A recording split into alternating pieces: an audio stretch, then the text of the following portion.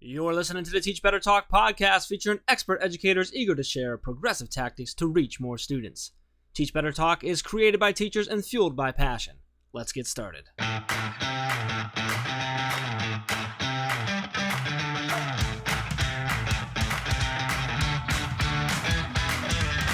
Hey everyone, welcome to episode 49 of Teach Better Talk. I am Ray Hewart, and as always, I am with the astonishing Jeff Gargis. Astonishing? Astonishing. I actually had somebody on Twitter message me that after they were listening to our episode, and they said, "Do you know that Jeff is astonishing?" And I said, I do now. They did not say that. You are completely lying right now, but I appreciate it. I am not lying. This is truth-telling on Teach Better Talk. You are astonishing. Well, I appreciate whoever told you that. That's awesome. Well, I have to celebrate them because I think you're quite astonishing, but we have so much in store for this episode. Obviously, like every other episode, we are featuring an excellent educator that I know has a lot to share with us. But before we get into any of that, Jeff, how are you doing? Can you share where you currently are so that everybody knows what you're up to? Yeah, so I am doing absolutely fantastic. I'm actually on the road right now with the one and only Chad Ostrowski. We are actually in the great state of Illinois. We drove out today, and so we're in your state, which just makes everything a little bit cooler. Ooh. Even though we are an hour behind and it's weird for us. But we're in Illinois, and we are working the next couple of days with some awesome educators here in Illinois. So excited about working with them, training on the grid method. Super excited about that. Really excited about the fact that we're at episode 49. And that we get to, again, chat with an amazing educator. So tonight we're chatting with Frank Bellomo. Frank is a elementary principal in Michigan. This is his fifth year as an elementary principal. He's actually at Fox Elementary, which is part of the Chippewa Valley. Prior to being a principal there for 5 years, he was also an 8-year middle school teacher and spent 2 years as a middle school assistant principal. So lots of experience there that we can dive into and start picking his brain. Frank's also very active in our Thursday night mastery chats. Always has a lot to share and a lot of value there. And he actually helps run and host the hashtag COL chat, which is every first and third Monday of the month at 9 p.m. Eastern. So a lot of really cool stuff and a lot of experience for us to dive into. So first, Frank, thank you so much for taking some time out of your very busy schedule to hang out with us and have some fun. How are you feeling right now? Good, thanks. Thanks for having me on today. Appreciate it. Well, Frank, I know that Jeff gave you a great introduction of kind of all of the small little things you've done in education, which surely was not small. You had a big, long list, but there's no way that you introduce yourself with all of that information when somebody asks you what you do for a living. So would you mind sharing with us when somebody asks what you do, what's your typical response? Somebody asks me what I do. My usual response is, and I let them know, I say, I work in a school. And I never just come out and say I'm a principal because I always feel like I'm just one part of the team. That's our mission is to do what we can to improve the lives of kids and to interact with them in a positive way. So I usually just tell them, I work in a school, I work at Fox Elementary, or I work in Chippewa Valley schools, and I kind of let the conversation go from there. But I just truly believe we're all on this mission together. And no one person on the team is more important than the other because anybody at any given time can truly impact the kids in the building and each other. Oh, man, Frank, you're starting it off with the podcast off awesome. I love that one part of a team, all in this together, and the mission to just impact kids and that anyone has that opportunity. Like, that's such an awesome way to look at it from an administrative point. And I think such an important way to look at it and see that your entire team has value and you're all in together. You can't operate without each and every individual on the team. That's so important. So really, really cool. I want to dive into so 5 years now as an elementary principal. You've been an assistant principal in middle school, plus being in the classroom for 8 years prior to all that. A lot of experience there, a lot of different, a couple different positions and stuff like that. So I want to talk, we talk a lot about failure. We always do on this podcast. So can you take us to the time that you've failed? Let us know what happened. Why was it a failure to you? How did you overcome that? And then what did you take away from that experience? Yeah, no problem. I mean, I always say that you at least 50% of the time in life you're going to fail. When I'm talking to my own kids at home, kids that I coach in various sports, and so it's hard to think about one main failure, but I guess, just looking back to maybe in high school, not making the baseball team, or, and looking at it like, well, why didn't I make it, and being mad at the coach. Or when you think about it now as an adult, it's like, well, I didn't prepare for it. I didn't put in the extra practice and didn't do those things that I know now that I needed to do. One failure that comes to mind is my first year in middle school, coaching middle school football. We were 0-6, and here I was, a fan of football. I loved football, and we were 0-6, and I was angry. I was angry if I felt like the other team ran up the score. And as I gained more experience, and you realize it's not the other team's job to take it easy and not let their kids play. It's my job to learn as I go, and do the best that I can for my kids. And it might not be a victory, but we're going to grow each day on that field. And sometimes you learn it later than you want to, but I guess the most important thing is that you've learned it, because I mean, it's easy to that failure can be a failure unless you turn it into a learning experience and actually learn from it. So I guess I've had a lot of failures along the way. I just try to keep pushing on and trying to learn whatever I can. I guess even as a teacher, there's things that I look back and I assigned that, or we did that, and now I realize, I had to realize each step of the way, as a new teacher, and even today as a principal, there's things that you're going to do yesterday that you're not going to do today, but that's you know part of life. It's just continuous improvement, and trying to learn from the mistakes we've made along the way. I love it. I know you. I want to have you share your philosophy, Frank, because I'm not sure if you realize that it's absolutely spot on. It's exactly what our Teach Better philosophy is. So can you share that with us? Yeah, I mean, I truly believe that you don't have to be the smartest person in the room. You don't have to be the smartest kid in the class, and you don't have to be the best on the team. But you can be the hardest worker on the team. You can do whatever you can to make your team the best that it can be. I try to instill that into my own kids at home, when they play sports, when they play instruments. You want to be the best you can be. You're not going to be Mm-hmm. the home run hitter all the time.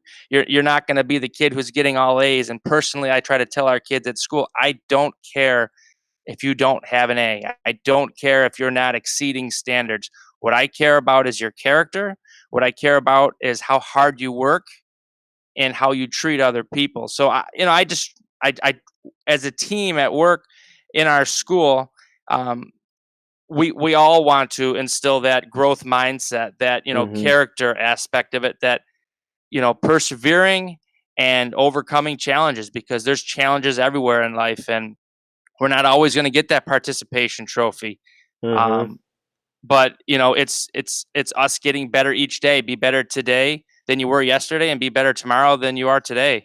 There it was. That's what I was looking for right there, because that's literally our Teach Better mindset is what that is. It's all about that growth mindset, that being better today than you were yesterday and better tomorrow than you were today. So I love it, man. Spot on. I mean, I personally know I didn't get to where I am, because I was the smartest person, or because I had the most experience. And sometimes it's just how you're treating people, or how you're a part of a team. And sometimes things just work their way out. And I know I'm learning each day, and so I guess that's if we're not learning and we're not getting better, we're getting worse. So Yeah, I Love think it. everybody on the Teach Better team has that plastered on their wall. And, Yep. it's the best phrase. I love that. Love it. All right, so now let's flip it around. Frank, let's talk about a success you've had. Tell us a time. This can be something big or something small, but tell us what happened. Why was it a success for you? And then what did you take away from that experience? okay, a success that I've had. This one is kind of a cool one, I guess, for me. It was doesn't have anything to do with academics or anything, but I believe it could have been my first or second year as an AP. I've only had two, so it had to be one of them. But I was in the middle school, and we had a high school student coming in, a senior, and they would come in, and they would help out in the office and help out with different things. They were in a special program, and this student was a selective mute. And each day I would try to just start a conversation, and the student would never engage, never even respond. And I would continue to do this with my good friend who was an assistant principal with me there, and a good friend today still, who is a principal in the district. And each day we just kind of talked to this kid, this senior, and one day he responded, and he started talking to us. And I tell you what, by the end of the year, we couldn't get him to stop talking. He would talk about anything, and it was, I mean, that to me was awesome. I mean, it wasn't about the academics. It was about that connection that we made with somebody who, you know, people would say, "Hey, he's a selective mute. You know, you're not gonna talk. He's not gonna have a conversation with you." But he did, and it was he couldn't stop. So to me, that was awesome. That's better than any kind of, academic accomplishment or anything that we might have seen. I mean, it was small, and some people say, well, it's not a big deal. But to me, him being able to share with us when it was something so difficult for him, I thought that was pretty cool. And I just think that, success can come in many shapes and sizes. There's really no distinct picture of what it is. It's each kid has different types of success, and in the line of work that we do, you never know the difference you're going to make with a kid at any time. And sometimes we might not see it. In elementary, they can't express the difference we're making. In middle school, sometimes they do, sometimes they don't. But sometimes we may not ever see that success. We just have to know that as educators, what we're doing will make a difference. What connection we have with a kid will pay off in the long run, and we may never know how.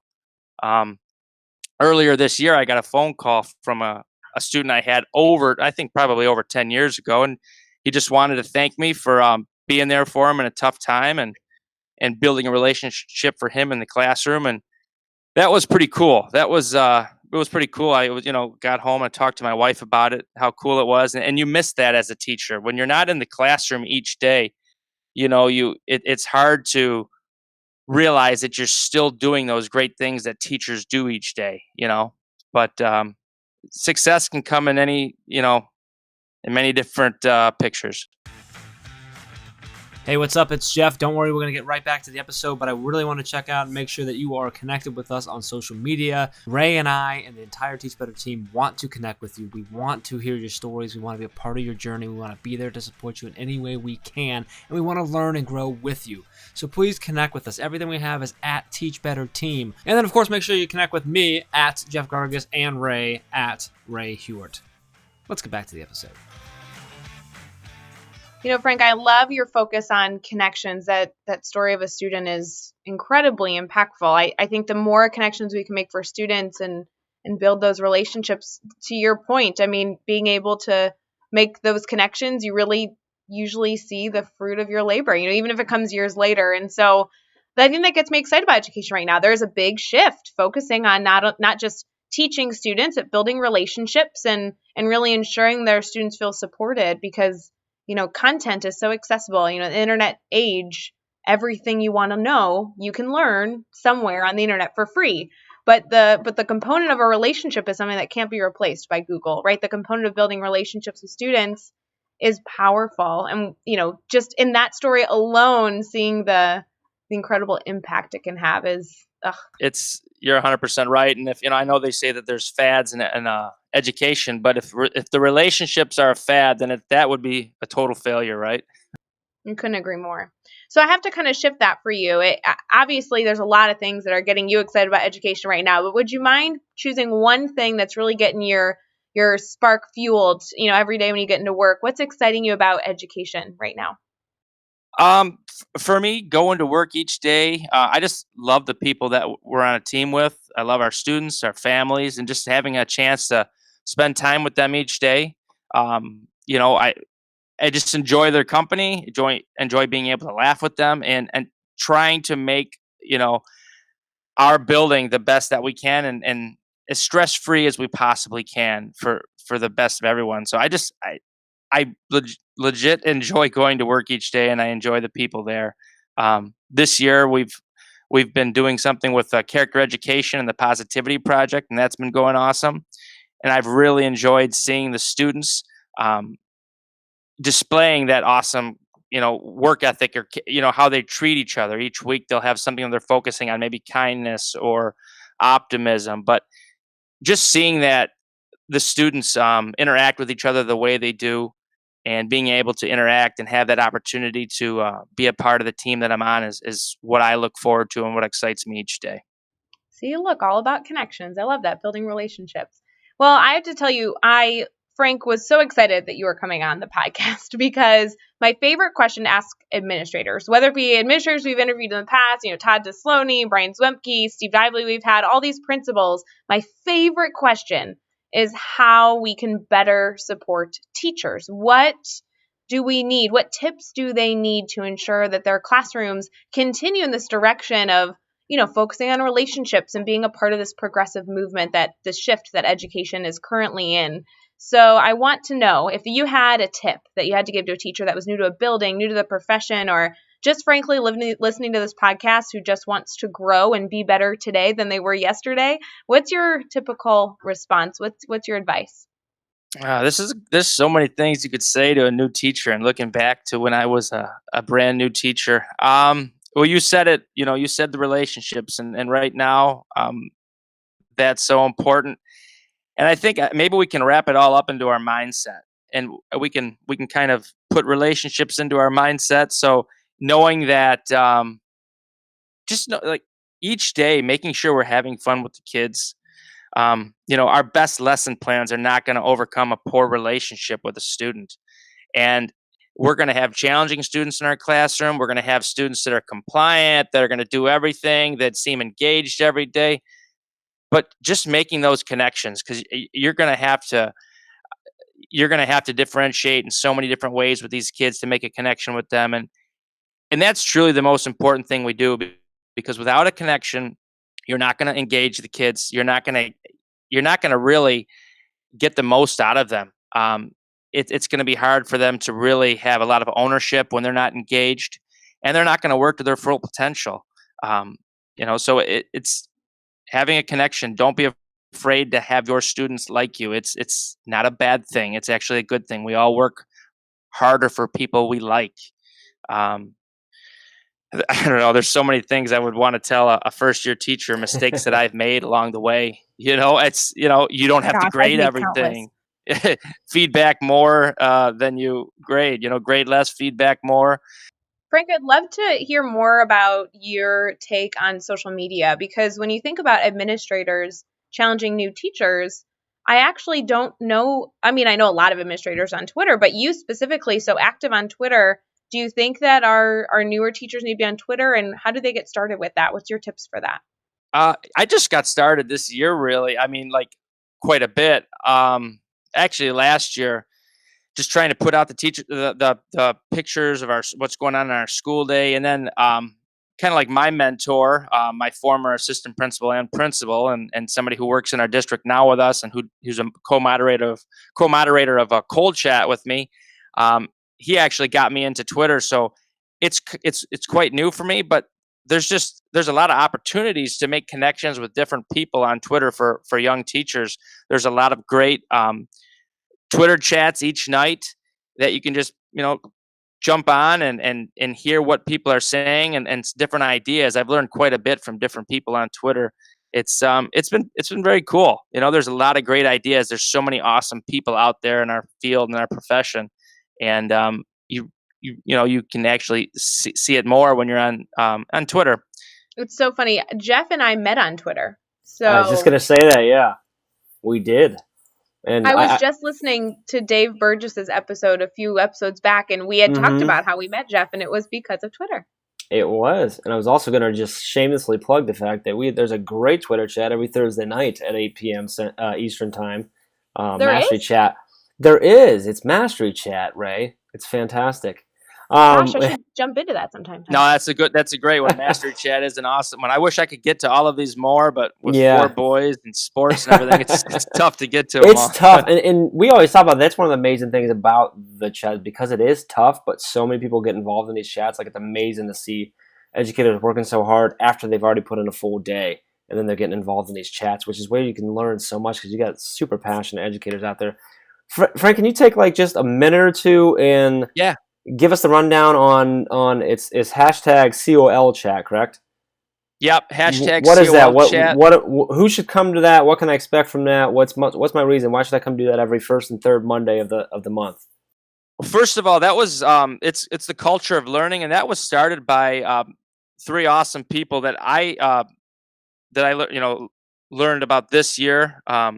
Walt Kozlowski is one of the co-moderators with me, but Cold Chat was started by Adam Hartley, who's a superintendent in Michigan, Rodney Heatherton, who's a assistant superintendent in Michigan, and Michelle Corbett, who's a principal in Michigan. So those are the founders of it, and they've been gracious enough to let Walt Kozlowski and myself be able to be co-moderators with it. So we talk about all kinds of topics in education. Recently we were talking about assessments. We talk about relationships. I mean, anything that's going on in education that we think that will have a good conversation. We talk about it's, you can be a new teacher, you can be a veteran teacher. It really doesn't matter. Anybody can join, teacher, principal, superintendent, whatever your role is in education, you can jump on and hopefully learn from somebody. I know I've learned each time we're on, I learn from the different people that are joining in with us. It's definitely a great group of people, as all the chats are. I know I've gotten in there just once or twice. The only times I've been able to make it, but have learned as well. It's definitely a great chat to check out. So, one other question that I like to is from the administrator standpoint. We get to work with. We're lucky to work and fortunate to work with a lot of different schools and districts, and we get to see kind of both sides of everything. We get to work with the teachers, but we also do a lot of work with the admin team and stuff. And unfortunately, we find that sometimes there's this.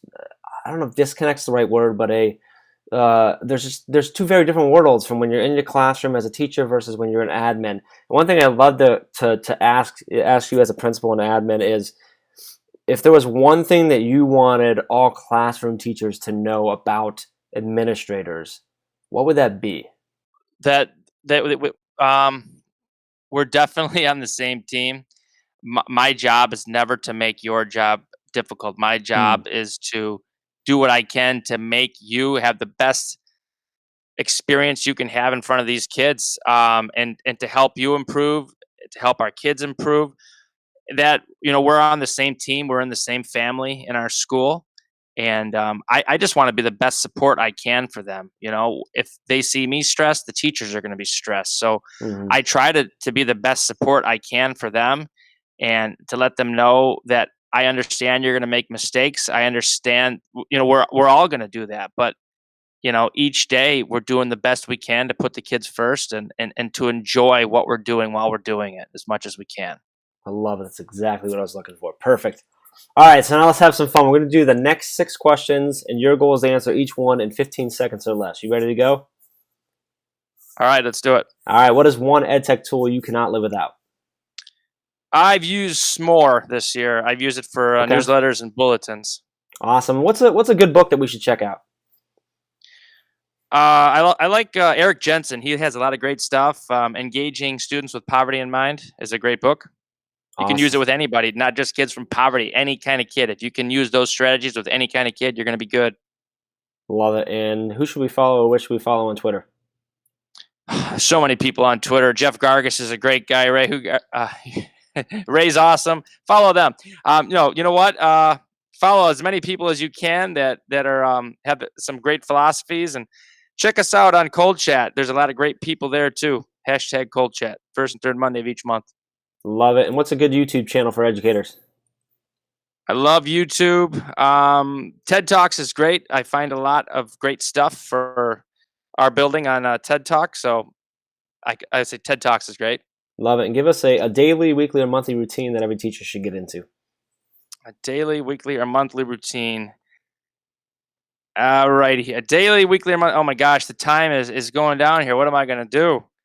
Daily, week. Okay, how about this? Let's see. Share good news and successes weekly. Recognize positive character traits each month, and don't get caught up in the negatives. Have fun each day with your kids. Love it. Love it. And what is the best piece of advice you've ever received? I've heard one I like is culture trumps strategy. One of our superintendents says it all the time. And that is, I truly believe in that. And I remember back to my first interview, the principal said, it's okay for your students to like you. And because he could see that I wasn't sure if I should say it or not. I wanted to, but it is okay. Why not? Frank, you did awesome with your answers. You Yeah, pretended that it was nailed going to it. be a struggle, but you gave great value. I think he hustled us, Ray. He was hustling us the whole time. He was ready. He just wants us to think he doesn't know what he's doing, when in reality it was like gold. No, Love it. no. Well, Frank, I might have the most important question for you, and that is the last question for our podcast. Has to do with people continuing this conversation. I know that when they're listening to these podcasts, driving in the car, or getting ready in the morning, or right on their way home, there's so much value they're getting, but it's not just finished when the podcast ends, right? We want to ensure that educators are connecting and continuing their learning beyond just a 30-minute podcast. So how can our listeners get involved with everything you're doing and connect with you? You can connect with me on Twitter at FBellomo, capital F, BELLOMO, capital B. You can check us out on Cold Chat the first and third Monday of each month at 9 p.m. Eastern, and that's hashtag COLCHAT. I wanted to start a blog spot, and I only got one on there right now, and it's on relationships. But when I get some free time, not taking kids to baseball and stuff like that, it's islandprincipal.blogspot.com. And our school has a YouTube channel, Fox Elementary School. We got some different videos we've made on growth mindset and character stuff. So that's pretty much it, how to connect with me. Awesome. And you can get all the links and resources and everything we talked about in this episode over in the show notes over at teachbetter.com, including all the links to connect with Frank so you can keep the conversation going. So make sure you head over to teachbetter.com for all of that. Be sure to hit subscribe so you don't miss any of the upcoming episodes. If you can give us a rating and review, we truly, truly appreciate that. And make sure you check in and tune in for episode 50, where Ray and I interview each other. And we're going to have some fun with that, recapping all that we've done so far on Teach Better Talk. We really appreciate all of your support and everything that's going on. And Frank, we truly, truly appreciate you and your time tonight and all of your insight and everything you were able to share with us. We really appreciate you taking some time and hanging out with us tonight, man. No, thank you, Jeff and Ray. You guys are awesome. I was very, it's very cool to have this opportunity that you guys would allow me to come on and share some of my thoughts about education. So thank you for allowing me to do that. Awesome. Appreciate the kind words. And until next time, let's get out there and let's teach better.